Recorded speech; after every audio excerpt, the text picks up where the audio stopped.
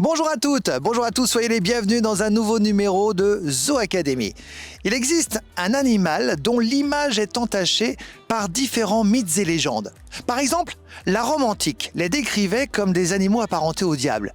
L'Europe, de son côté, et notamment l'Europe occidentale, a toujours utilisé cet animal dans les manifestations de l'horreur, directe ou indirecte. Par exemple, Batman, lui, c'est le sauveur. Dracula, en revanche, c'est le méchant. Et la fête d'Halloween, qui fait la part belle, évidemment, à cet animal dont on va parler aujourd'hui.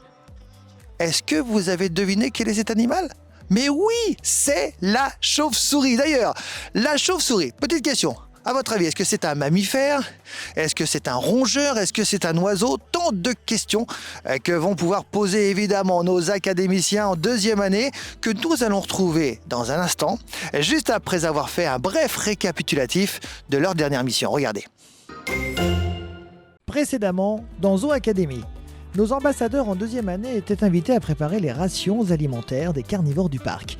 Pour ce faire, nos académiciens ont commencé par regarder sur le grand tableau de la cuisine les rations qu'il fallait préparer pour les lions, les tigres ou les lynx, entre autres. Sur la carte du chef était prévu du poulet, mais il a fallu les peser puis les couper afin de suivre les données exactes indiquées sur le tableau. Enfin, après leur avoir préparé un enrichissement olfactif, nos jeunes protecteurs animaliers sont allés à la rencontre des lions et des tigres pour observer leurs réactions. Bonjour Laura. Bonjour Guillaume. Aujourd'hui, nous allons parler de chauve-souris. Tout à fait. C'est un animal qui fait peur, c'est un animal mythique, on en parle. Alors certes, on en parle dans Batman, j'en ai parlé il y a un instant, mais on en parle aussi, il y avait eu un mythe qui disait, mythe, légende ou réalité, est-ce que les jeunes filles, lorsqu'elles sortent la nuit, le soir, si elles ont les cheveux longs, elles peuvent se faire attaquer par une chauve-souris ? Alors non, là on est vraiment dans la légende. Les chauves-souris, elles ont un excellent système pour se déplacer, on en parlera tout à l'heure avec le sonar. Elles se prendront jamais dans les cheveux des enfants. Il y a quand même aussi une autre chose, on ne peut pas me dire que c'est une légende. La chauve-souris, elle boit du sang. Alors oui. C'est un vampire. Non. C'est Dracula. Il y a quelques espèces, mais c'est 3 espèces dans le monde. Sur 1400, c'est 3 espèces qui vont boire un peu de sang sur les animaux. Donc on en est très loin de Dracula. Tu viens de nous le dire, il y a 1400 espèces différentes de chauves-souris dans le monde. Ça va de toutes petites à très très grandes. Combien il y en a en France ? En France, on a 34 espèces ici, donc c'est déjà énorme. Et en Auvergne ? En Auvergne, on va être autour de 29. D'accord. Que va-t-il se passer durant cette séance aujourd'hui, Laura ? Alors l'objectif, c'est vraiment que les enfants découvrent qu'est-ce que c'est qu'une chauve-souris, comment elle vit, comment elle va se déplacer, mais aussi quelles sont ses menaces et comment nous, est-ce qu'on peut les aider. Le but de cette séquence, on en parlera à la fin de cette émission. Merci beaucoup. On rejoint nos académiciens tout de suite.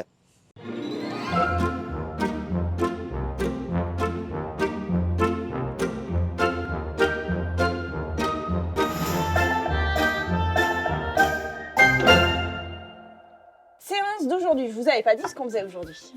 Non, vous saviez pas. Alors, est-ce que vous vous rappelez, l'année dernière, on avait fait des petits bricolages pour la faune sauvage. On avait fait un nichoir et une mangeoire pour les oiseaux. C'est ça. On avait fait ça l'année dernière. Cette année, on va s'intéresser à d'autres animaux de la faune sauvage. L'année dernière, on avait fait les oiseaux. Cette année, on va s'intéresser aux chauves-souris. Alors, qu'est-ce que vous savez sur les chauves-souris ? Si je vous dis le mot chauve-souris, qu'est-ce que vous pensez tout de suite ? Ils ont des ailes. Ils ont des ailes, ok, pas mal. Ils mangent les papillons de nuit. Elles mangent les papillons de nuit, ok. D'autres idées sur les chauves-souris ? Non. Il y a des dessins de chauves-souris au mur. T'as raison, j'ai mis des dessins de chauves-souris au mur. L'entrée, il faut la faire en dessous pour qu'elle dorme. Ah, pour faire un abri à chauve-souris, il faut faire une entrée par en dessous pour qu'elle remonte. Ouais, t'as raison. Et pas par-dessus en bas. Elles dorment la tête en bas, ok. Elles dorment la journée. Elles dorment la journée. Ils ferment ses ailes quand ils dorment. Ouais. Alors maintenant, ce qu'on va faire, c'est qu'on va essayer d'en apprendre un petit peu plus sur les chauves-souris et on va faire 5 petits jeux, d'accord ? Oui. Je vous amène les titres des jeux.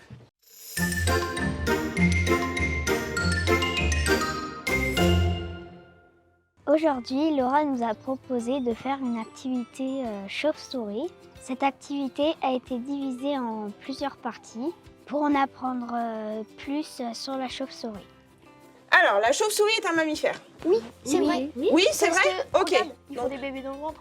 ils ont des bébés dans le ventre. Pourquoi ils ont des bébés dans le ventre? Qu'est-ce que tu vois sur mon dessin qui te font penser qu'ils ont des bébés dans le ventre? Et bah, il y a un petit bidon. Alors, je suis pas sûre que le fait qu'il y ait un petit bidon sur mon dessin, ça veut dire que la chauve-souris est un mammifère. Mais ok, on va garder vrai. Pour découvrir les chauves-souris, on est passé par plusieurs petits jeux. Donc l'idée, c'est de découvrir un petit peu, pour chaque petit jeu, un petit bout de la vie des chauves-souris. La membrane qui compose leurs ailes se nomme le patigume. Alors, patagium, faut lire toutes les lettres, Nathalie. Patagium. Patigume. Alors, est-ce que c'est vrai ou est-ce que c'est faux? Comment elle s'appelle, cette membrane? Membrane alaire. Alaire Patagium. Patagium. Donc, là aussi, c'est marqué membre alaire. c'est vrai. Ok, super.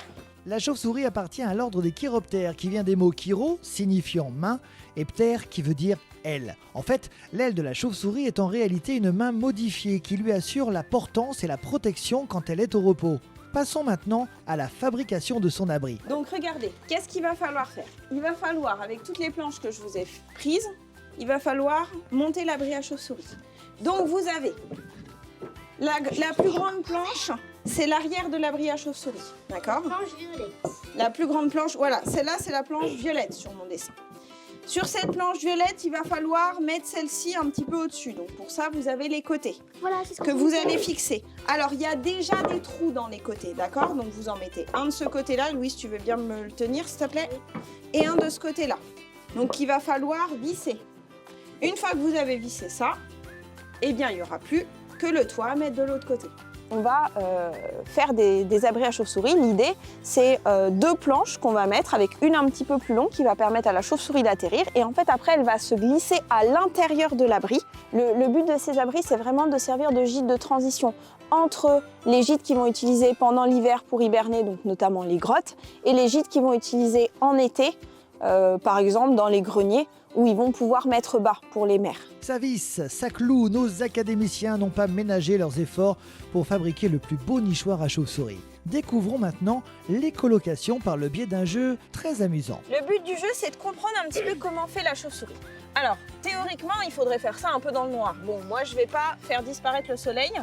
Donc, du coup, la chauve-souris, elle va avoir un petit bandeau sur les yeux. Par contre, on se rappelle, hein, la chauve-souris, elle est pas aveugle. C'est juste pour expliquer le principe.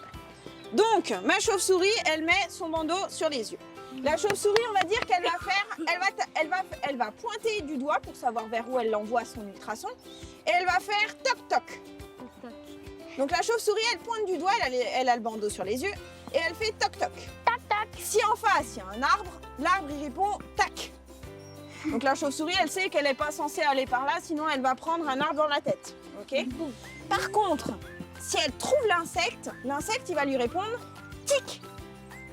Et là, s'il répond tic, ça veut dire que la chauve-souris, il faut qu'elle se dirige en direction de l'insecte. L'insecte, il a le droit qu'à un seul pas pour éviter la chauve-souris.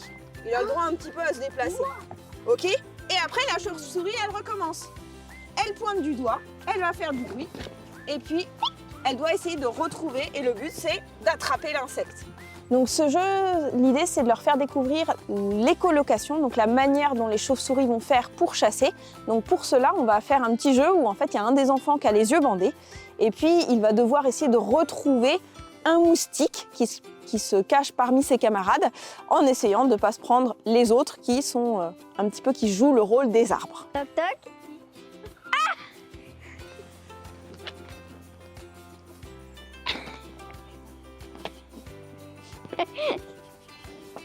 Bon. Il s'est enfui ton insecte, essaie de le retrouver.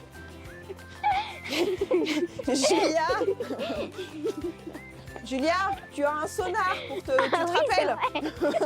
Tac tac.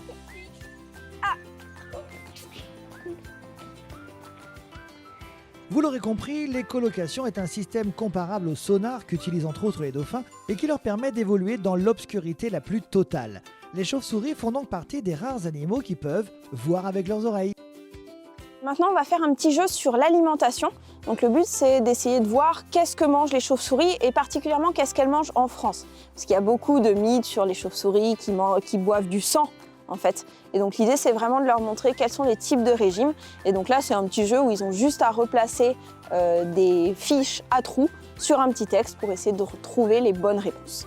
Tiens, Antoine, tu veux bien nous lire ce que ça donne pour le sang? Faux. Seules 3 espèces d'Amérique du Sud boivent le sang sur les animaux. Donc, les chauves-souris vampires, comme on dit, en fait, en France, il n'y en a pas. Il y en a 3 espèces en Amérique du Sud, mais elles mangent que le sang des animaux. Voilà. Donc, nous, on va pas se faire manger par une chauve-souris. Et le tien? Chocolat chaud? Chocolat chaud, il dit quoi? Bravo. Ah non. Mais quelle drôle d'idée. Mais quelle drôle d'idée! Bah oui, vous avez déjà vu des chauves-souris manger du chocolat chaud, vous? Elles vont donc pouvoir manger des fruits. On appelle comment un animal qui mange des fruits? Frugivore. Ok. Elles vont pouvoir manger des insectes, donc elles vont être insectivores. Ou alors elles vont pouvoir boire du sang. Vampirivore. C'est un bon essai, mais c'est pas ni sentivore ni vampirivore. C'est sangavore. Non, celui-là, il est dur, vous pouvez pas l'inventer. Ça s'appelle hématophage. Hématophage, c'est des animaux qui se nourrissent de sang. Notez qu'en France, toutes les chauves-souris sont insectivores. Bon, si nous résumions l'essentiel de nos connaissances sur un joli tableau. Eh bien voilà les amis, je vous l'avais dit, je vous le dis depuis longtemps d'ailleurs, les chauves-souris n'attrapent pas les cheveux des filles. Non, c'est une légende, beaucoup de légendes qui font que cet animal fait peur. Et maintenant, grâce à cette émission, vous n'aurez plus jamais peur de ce petit mammifère qui vole. Allez, on se retrouvera très prochainement pour une nouvelle émission, un nouveau Zoo Academy. Mais pour en savoir plus, restez avec nous, on envoie le jingle et juste après, les premières images du futur épisode. Amusez-vous bien et à très bientôt, salut! Dans le prochain épisode, nous suivrons Gabriel et Théo dans une nouvelle aventure. En effet, ils se vêtiront de leur habit de soigneurs fauves afin de préparer au mieux l'habitat des tigres. À cette occasion, ils installeront le tube à nourriture, cet enrichissement qu'ils avaient préparé précédemment dans Zoo Academy.